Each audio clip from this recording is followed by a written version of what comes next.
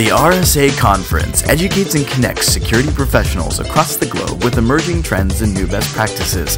Just Ask Gemalto brings those insights and their impact closer to you.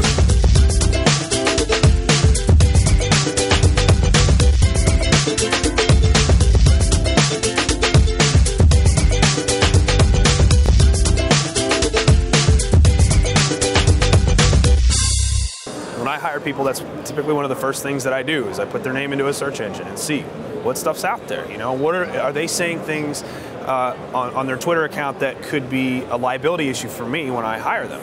Or are they sharing stuff that's not supposed to be shared? Twitter, right, it's part of the Library of Congress now. Anytime you put a tweet in there, all that kind of garbage, that noise ends up on a public record forever. And if Google can see it, then you can always pull it up later.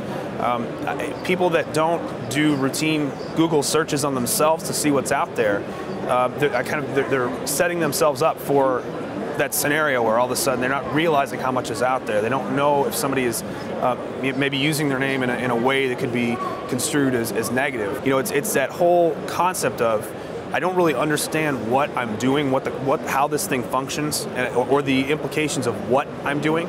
And even as some of these millennials start to come up today, you know, they've kind of lived online. So their expectation of privacy may be very different from someone who hasn't really lived online. Oversharing for me is going to be different than oversharing for a none. You know, we have different online personas that we need to present. I don't think that the idea is to filter your persona down to looking vanilla and getting rid of your personality. But you do need to keep in mind what you do for a living, what your goals are, and where you're going to be maybe 5 years, 10 years, 20 years from now, and what these things could come back to haunt you with. What does oversharing mean to me? It means if the world found out about that information, if they saw that picture, if they saw that comment about your boss, about your mother-in-law, you know, would you be embarrassed if that was on the local news? And if that is something that would embarrass you, you know, don't share it, because once it's out there, you completely lose control over that.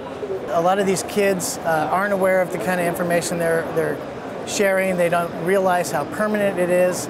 It's the same kind of concerns a lot of people had about with the daycare generation, and there was a lot of talk about, you know, what that generation was going to turn out like. I think everything will be fine. I think more education through schools. I think the schools are really catching on that the kids need to be educated on how to use these social networks properly, how not to share sensitive information. I don't think it will be a huge issue overall.